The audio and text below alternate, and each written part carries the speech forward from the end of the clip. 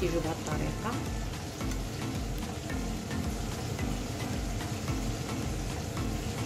وها نتوما كتشوفوا هنا حليتها، ها هي طايبه من الداخل. المهم اوكي، يلا من بعد ان شاء الله نوريكم التقديم.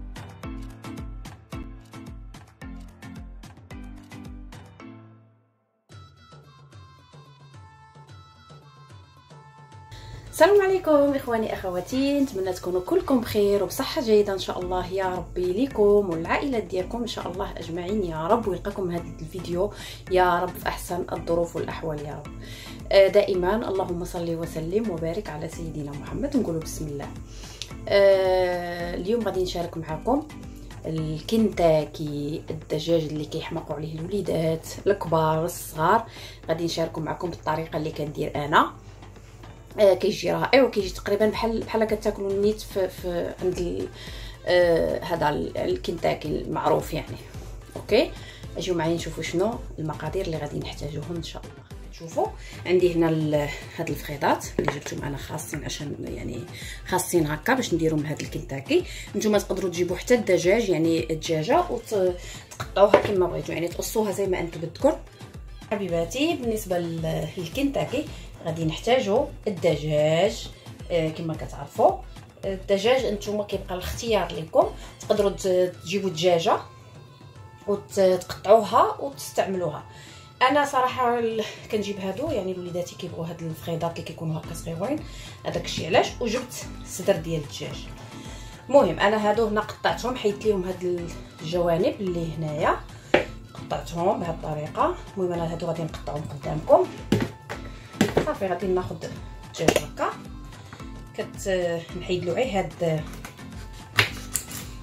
كما كتشوفوا هادي ونحط. صافي هادي محيده، نضل نقطعو هكا بهذه الطريقه، قطع صغيره بحال هذه الطريقه. اوكي حبيباتي، كما كتشوفوا هنا وجدت الدجاج، حضرته كما شفتوا، نظفته مليح وبالخل والحامض والهاي، وقطعته قدامكم كما كتشوفوا. هاي قصيت منه هاي اللي بتكون تحت. المهم انا هون عندي بصله، غادي تشوفوني شنو غادي نحتاج. المهم انا هاد الطريقه هي اللي كندير، كنشد البصله نقطعها بحال هكا شرائح.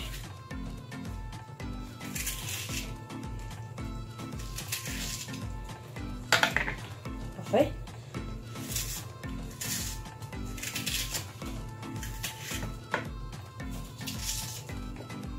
بهذه الطريقه. غادي نحتاج واحد لتر ديال الماء.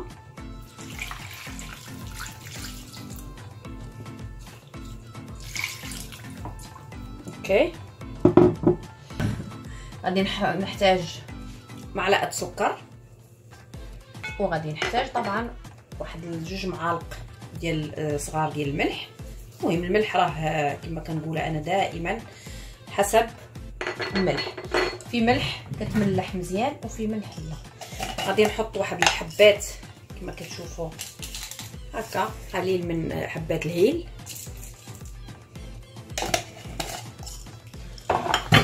و 5 اوراق ديال هذا ورق الغار. شفتوا تقريبا ها هما.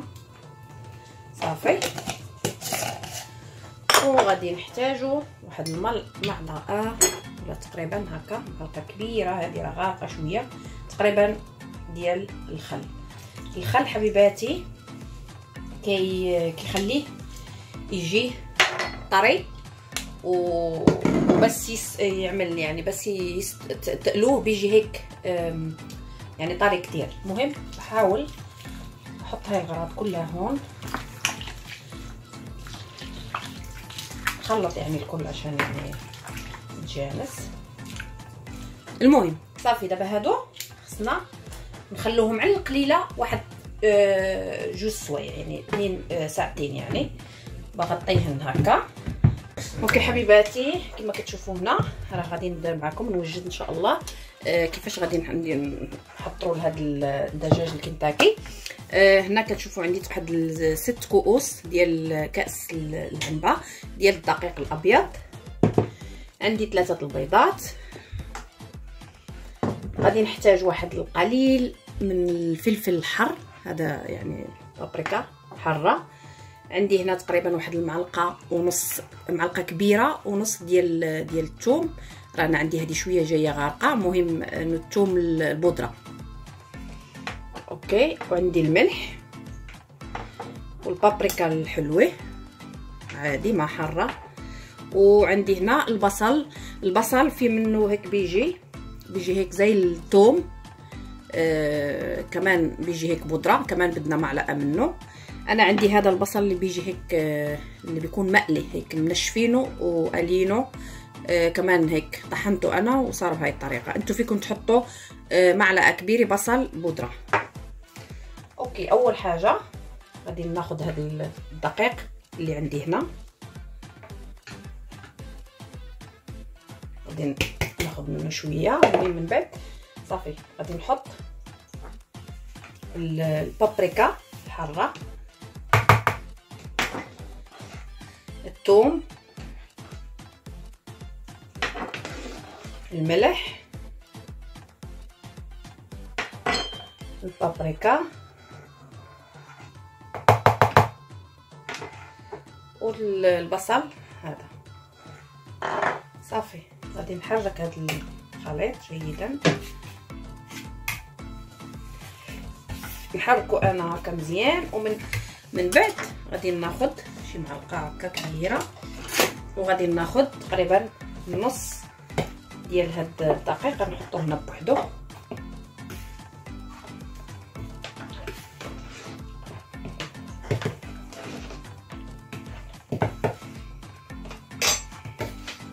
كمان غنحتاج الماء، حطيت انا الماء هو هنايا قدامي، غادي نحتاج حتى الماء، واحد القليل من الماء. صافي هنا غادي كما كتشوفوا هذا خليته، غادي نخليه من بعد على جنب ها هو. وهنا غادي ناخذ 3 البيضات،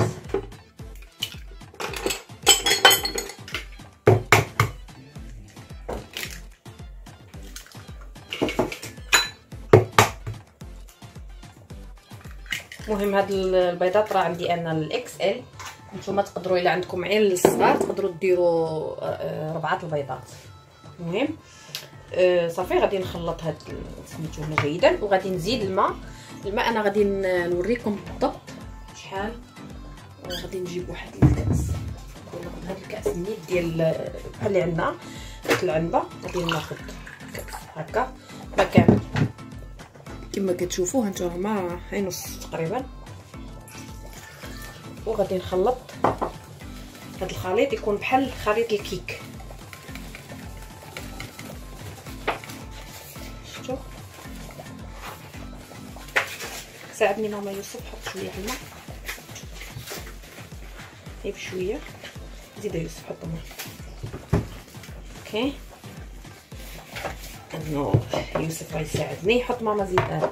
حطيت كما قلت لكم نص، دابا غادي نزيد نص باش نقول لكم شحال غادي نحتاجو بالضبط. هذا حتى هو خوي، ما تخويش كله، المهم الخليط يكون زيد ما نحط.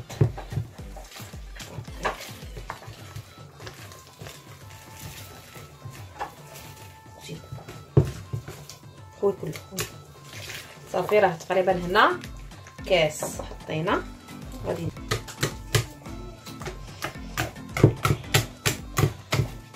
يكون بحال خليط بحال الكيكه اللي كنديروا كيكه، بحال غنديروا كيكه تكون، شفتوا هانتوما، ولكن غنزيد انا واحد شويه، كاس تقريبا وربع ديال الماء.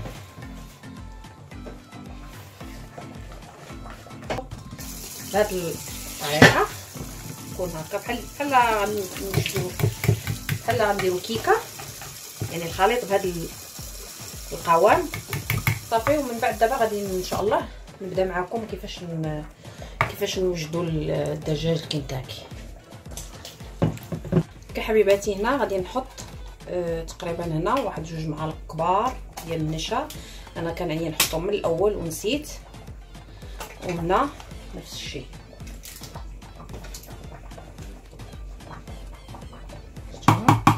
يعني خصني نكون حاطه النشا حتى هو هما كما كتشوفوا. شوفوا شحال كيبان. هي غادي ندخل هذا النشا مع هذا الدقيق. وهنا نفس الشيء.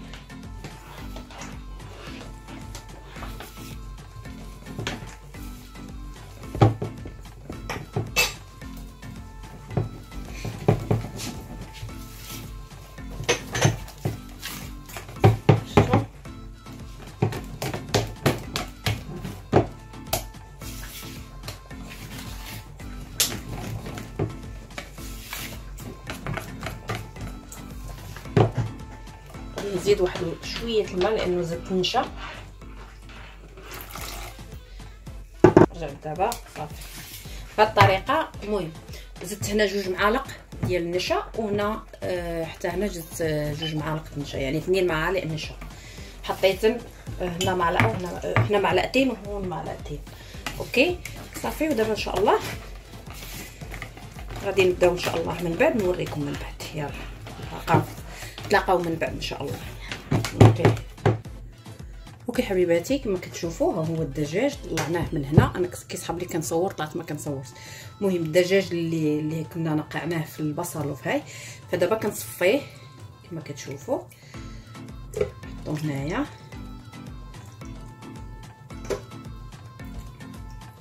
شوفوا الماء كيف صار. شوفوا الماء ديال الدجاج.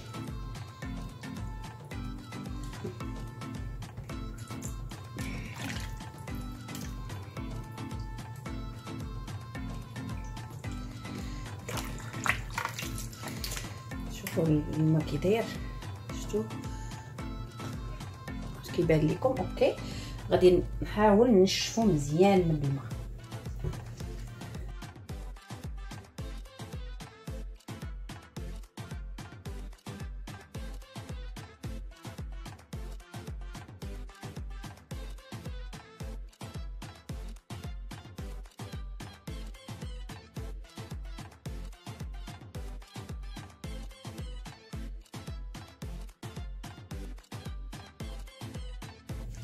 كما كتشوفوا ها هما صافي راه نشفوا مزيان ما بقاش فيهم لا ماء لا والو. دابا ان شاء الله غادي نبداو نخدموا. عندي هاد اللي كنا قبيله وجدناه كما كتشوفوا كحزات هكا. وهذا حتى هو. غادي اخر شيء غادي نحط 2 معالق كبار ديال باكين باودر. غنحط معلقه هنا ومعلقه هنا صافي. وغادي اول شي نحرك هادو.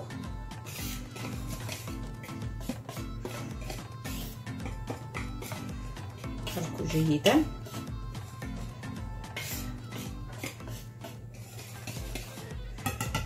وغادي نحرك عاوتاني هذا. اخر شي حطينا الباكين باودر.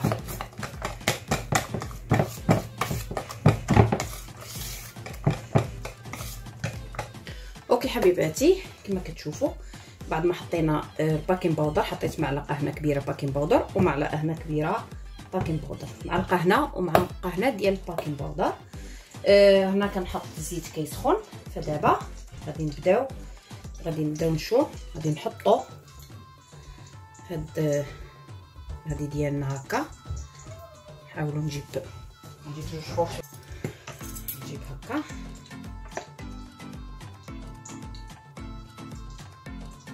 نحاول ونهز. المهم نحاول نغطيها مزيان ونحطوها هنايا صافي او هكا حتى نساليو.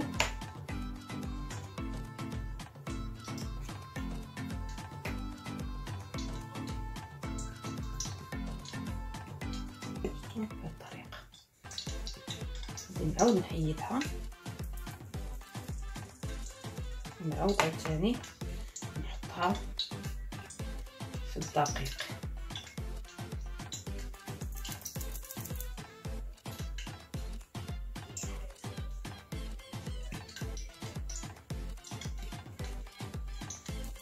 عاود شي تقريبا شي هكا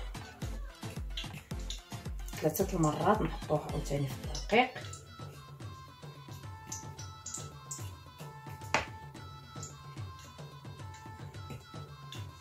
صافي نخليها واحد شويه، نخليها واحد شويه في الدقيق ومن بعد نحيدها لا ما يسخن الزيت. نبقى هكا حتى كنسالي الكل.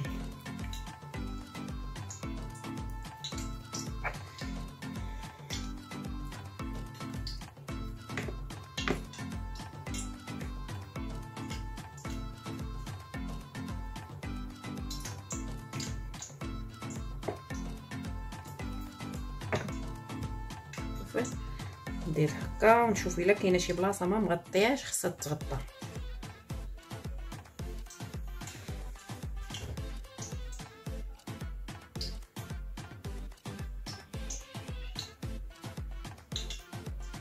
صافي نحط هنا.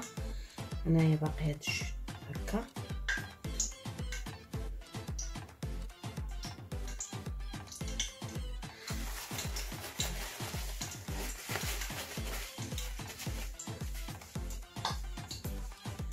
صافي.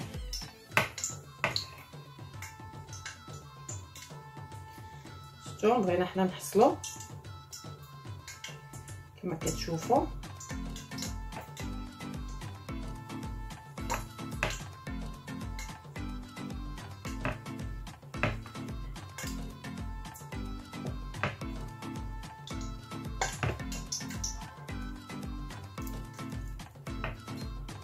بغينا نحصلوا على هاد كما كتشوفوا هكا. خاص يبقى يولي بحال هاد الطريقه. شفتوا فيه هاد الكتل ديال الدقيق بهاد الطريقه فاش كيجي مقرمل وكيجي زوين.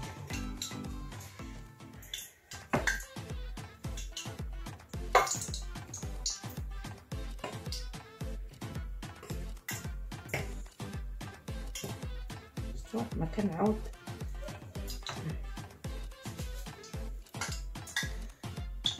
صافي.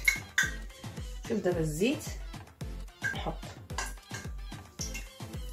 كما كتشوفوا بهاد الطريقه.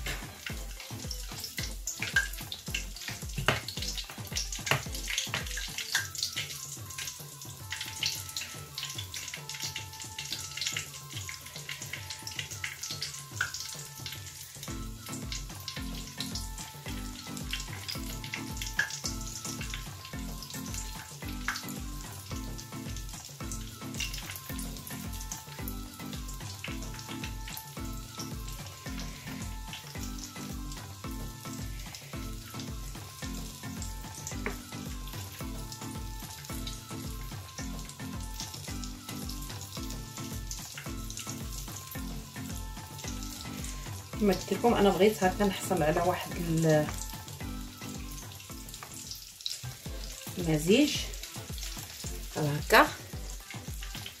شفتوا هاد الكتل هكا اللي كيكونوا ديال الدقيق ونحط وما نجهدوش عليهم البوطه. البنات البوطه تكون هكا خفيفه باش يطيبوا مزيان عاوتاني. صافي المهم انا غنوريكم هاد الخطوات الاولى ونطفي نبقى بهاد الطريقه حتى نقليهم ونوريكم طريقه الاخر كيفاش غيخرجوا. المهم غادي نحاول نغطي مزيان هاد الخليط العجين.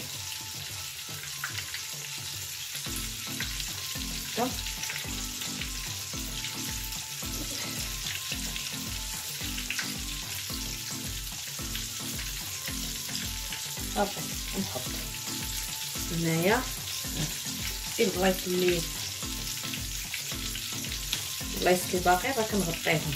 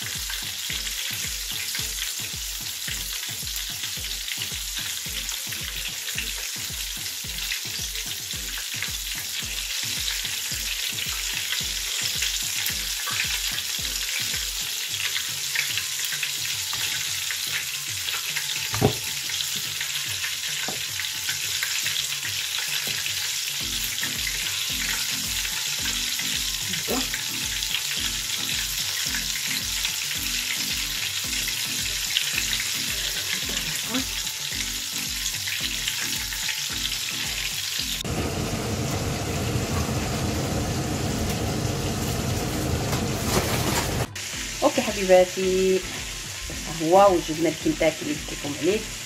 كيجي بطريقه رائعه البنات، يجربوها. واهم حاجه ما تجهدوش البوطه، يعني نقصوا البوطه عليه، يعني نقصوا الغاز وخلوهم يستووا على اقل من مهلم، بيجوا كتير طيبين. المهم انا بعدي عم بقلي، يعني قرب الفطور وبعدي عم بقلي شوي. المهم هذول هني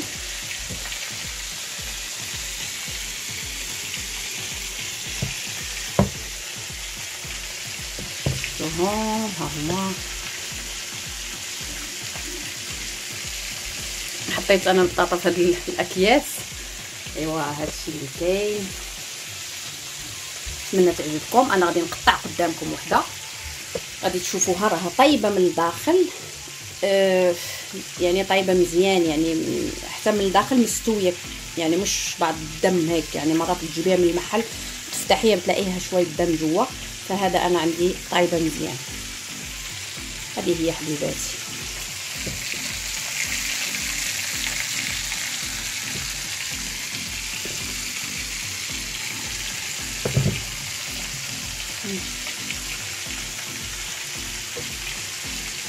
نوريكم كما كتشوفوا، ها هو شفتوا.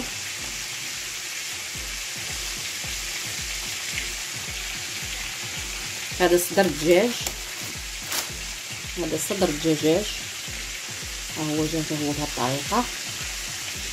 شفتوا كلشي. ها هي حتى هي، شوفوا. وهذيك القرمشه ديالو ما نعاودش لكم، نوريكم.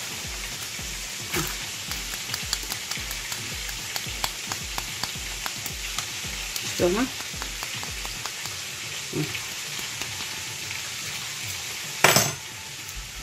كتحسوا بهذيك، شفتوا.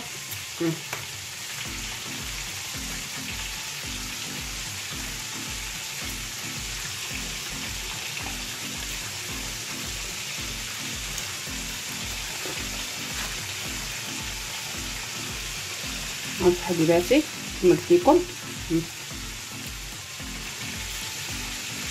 طايبه من الداخل. نتمنى الكنتاكي تبع اليوم يعجبكم وتجربوه ان شاء الله لاولادكم. وكما العاده دائما كنقول لكم حبيباتي ما تنسونيش باللايك وبالتعليقات ديالكم اللي كتحفزني وكتخليني دائما كنبغي نجيب لكم الجديد. ايوا هذا لهنا نقول لكم السلام عليكم ورحمه الله تعالى وبركاته. الى فيديو مقبل باذن الله، ودمتم في رعايه الله. يلا باي باي.